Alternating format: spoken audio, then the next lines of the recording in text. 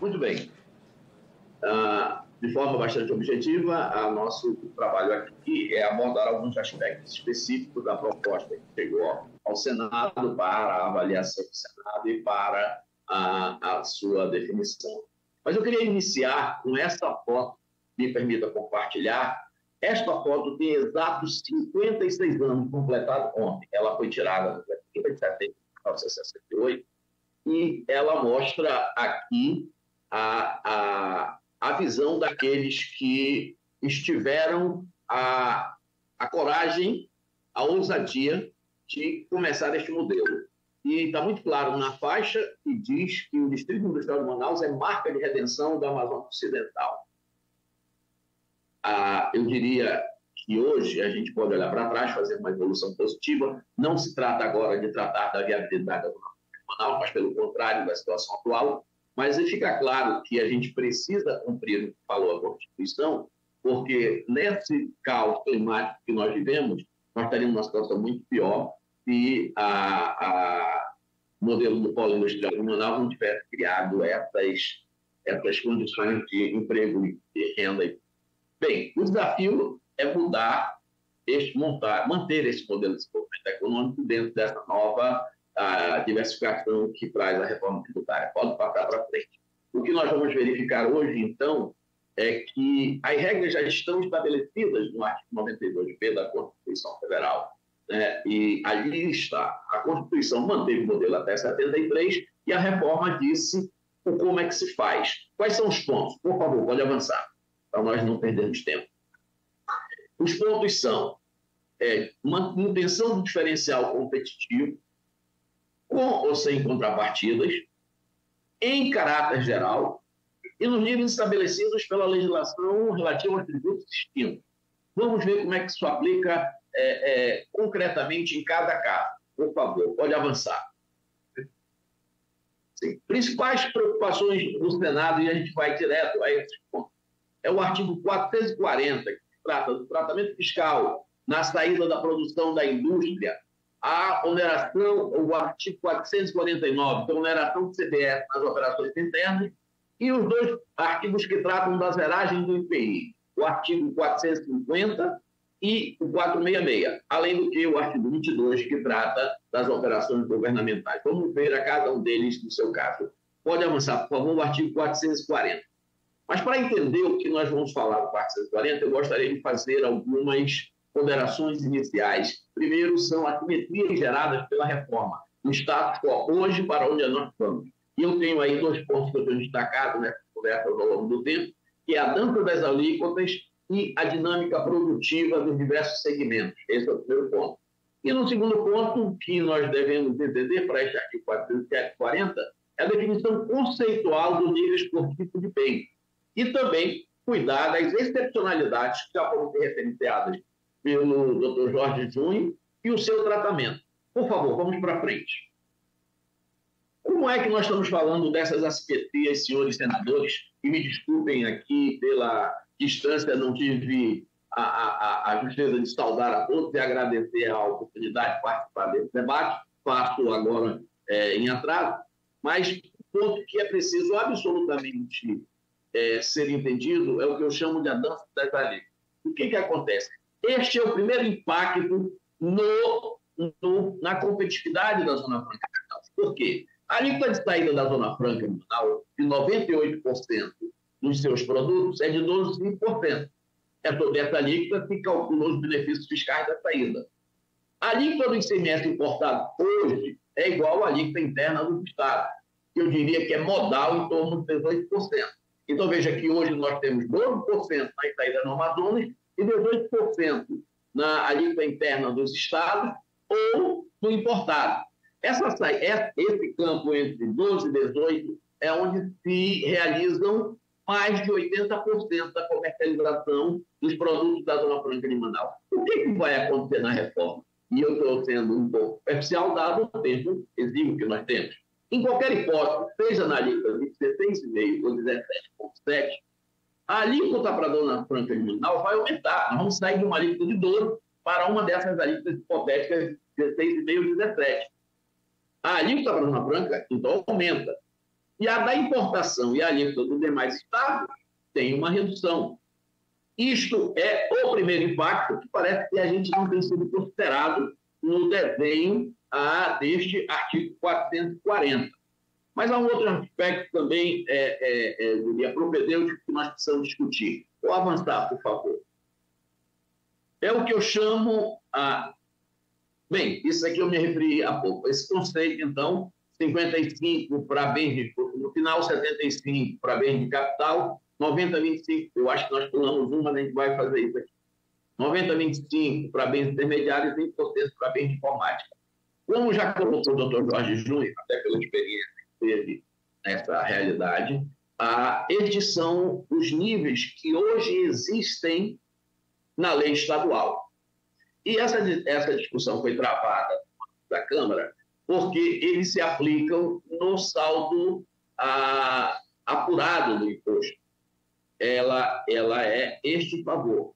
As outras alíquotas foram propostas, se bem que agora é matéria vencida, eles não replicavam o favor fiscal que era dado, especialmente se nós considerarmos a alíquota de 100%, que faz com que os contribuintes não paguem nada. Então, uma alíquota que era proposta menor à alíquota que ser praticada, a alíquota de incentivo, ia fazer com que quem tem 100% pagasse algum nível de imposto. Mas o mais importante aqui é reconhecer as excepcionalidades da lei local. Volto dizer, como o Jorge tinha se referido, nós temos situações onde foram majoradas o benefício fiscal, dada a condição de competitividade. Então, além do caráter geral dessas alíquotas, nós propusemos lá à Câmara e estamos propondo também que essas excepcionalidades sejam reconhecidas. No entanto, veja, senhor senador, esta excepcionalidade ela estava vinculada na lei local a condições de competitividade. O que é que nós estamos colocando para o debate? E eu acho que isso nem agrada de todo algumas das empresas e entidades de classe do Amazonas. Nós reconheçamos esses que têm esses níveis de maior benefício fora do conceito por tipo de bem, mas que haja uma avaliação periódica das condições de competitividade. É o que nós estamos dizendo e nós estamos propondo um prazo de até 10 anos. Por quê? Porque isso não se enquadra exatamente nos tipos de bens, mas na situação conjuntural e excepcional, maior perda de competitividade. Há uma série de bens disso. A gente trabalhou lá atrás na questão da recomposição da competitividade do ar-condicionado. É um case que a gente sempre lembra que o importado já tinha 54% do mercado nacional quando a produção nacional foi paralisada, e aí quando o Estado e outras medidas, foram alinhadas a 100%, nós retomamos a produção. Então, nós estamos defendendo que essas excepcionalidades sejam mantidas, mas sejam revistas a cada 10 anos. Vamos para frente. O outro ponto muito importante é a oneração da CDS nas operações externas. Este é o artigo 449 e que, na verdade, vai contra dois princípios básicos da reforma. A reforma foi feita, e no seu fundamento, no seu argumento tem, sobre a identificação do monumental contencioso que a situação atual construiu. E outro ponto é a neutralidade global da reforma. Isso aqui fere esses dois pontos. Primeiro, porque esta tributação já não existe. Mas é preciso que os senhores senadores entendam o que ocorreu. Na verdade, esta tributação foi desconstituída nos tribunais. Não é uma ou duas decisões, mas reiteradas decisões que levaram a própria Procuradoria da Fazenda Nacional a recomendar em textos próprios, em pareceres, a não contestação e a não imposição de recursos. Então, essa matéria está efetivamente pacificada. Eu não conheço uma empresa de médio ou grande porte no Amazonas que pague esta tributação hoje na PIS/COFINS. Então, isto é primeiro, esta é uma arrecadação que não existe, e que fere o princípio da neutralidade. Ela está sendo reintroduzida. 15 segundos. O segundo ponto é que isso vai gerar um contencioso no primeiro dia, obviamente, da publicação da reforma. Eu tenho ouvido alguns argumentos do governo federal e a CDS não é exatamente o sucedâneo da PIS e COFINS. Bem, estão adotando isso agora para esses, é preciso, então, que eles vão ter de rever toda a comunicação que se foi adotada durante o período da reforma. Eu acho que isso é fundamental. Bem, dado o limite, eu vou pedir para avançar na próxima tela. Ainda que seja superficial, mas nós estamos precisando colocar essa coisa na mesa. O artigo 450, e foi referido pelo Rony, é aquele que zera o IPI para produtos com alíquota inferior a 6%, e, consequentemente, remetendo ao artigo anterior do crédito para saída, concede um crédito presumido de 6% de CBF. O primeiro ponto que eu tenho colocado é, na verdade, segundos. Até fazer isso, já concluo, até fazer isso, porque a regra da Constituição Federal determina que não haja alíquota zero de IPI para produtos na produção da Zona Franca de Manaus. No entanto, admitindo que isso seja possível, eu só tenho mais 2 pontos aqui, eu já concluo. Admitindo que isso seja possível, nós estamos dizendo que nós vamos zerar e dar este tratamento fiscal tão somente para os que forem zerados pela via da lei complementar. E aí a gente gera duas situações. Aqueles que hoje, na briga que nós tivemos com o IPI e na briga que esta bancada está tendo ainda de recompor a questão dos que estão com zero, do passado ou do presente, mas também do futuro. Eu quero entender que se é só por esta lei complementar, se eventualmente 15 segundos. o governo decidir que vai disputar um produto novo numa alíquota de 3,5% ou 4%, ele não vai ser zerado, nem vai ter o tratamento fiscal diferenciado da CDS. É um casuísmo que gera uma distinção tributária insustentável. O argumento que tem sido apresentado é de uma produção pequena e, na verdade, a gente precisa olhar o outro lado da moeda. Esta é uma produção que pode ser, e nós temos exemplo de produção que é crítica no processo evolutivo, como sempre teve na Zona Franca de Manaus. Então, ela é pequena hoje, mas ela é crítica para os diversos segmentos. O outro aspecto é que exatamente ela é pequena também em outra produção, uma produção menor, porque a proteção do IPI vis-à-vis do importado é pequena e é pouca. Então, é por isso que nós não temos uma proteção maior, porque a nossa proteção no IPI é pequena. Então, isso aqui é o ponto fundamental para nós colocar na mesa e fazermos a nossa avaliação. Próximo, por favor, para já concluir. Está concluído, mestre. Esse é o último ponto, senhor presidente.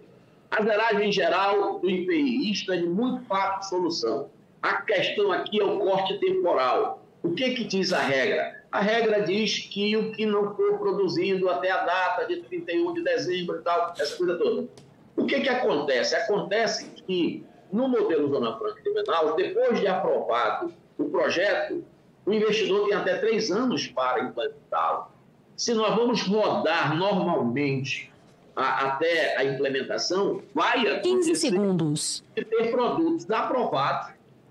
A administração pública brasileira, o poder público, concede ao investidor um direito e aí a lei complementar não reconhece. Então, o que nós estamos propondo aqui, muito simplesmente, é dizer que aqueles que tiverem projetos aprovados, eles também estarão com esta proteção, com esta regra. É uma questão de segurança jurídica e de direito público.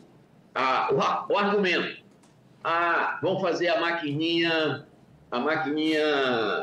correr.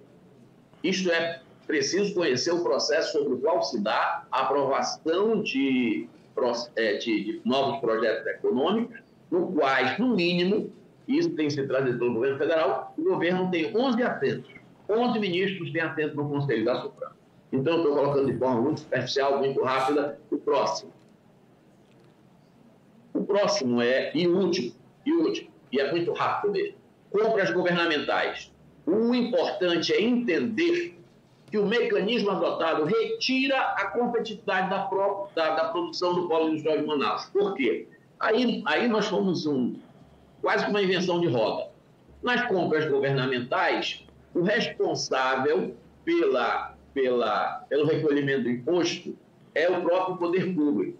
No entanto, o que se fez? Quando o poder público for à União, a alíquota dele ele é isento do IBS, mas a alíquota dele se alarga até tomar as duas alíquotas e manter a mesma tributação.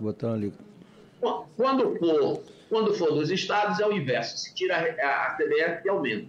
Em qualquer dessas circunstâncias, o benefício fiscal que é concedido na saída, ele não se aplica. E quando se fizer isso, vai se retirar o favor fiscal. Então, esse é um ponto que não pode. Isto aí é absolutamente sustentável, mas é de fato solução. Tem diversos caminhos. Nós precisamos enfrentar. Para concluir, o próximo quadro, eu só queria dizer muito obrigado pela oportunidade de participar e quero me colocar à disposição para qualquer debate que seja daí suscitado. Obrigado. Muito obrigado pela participação.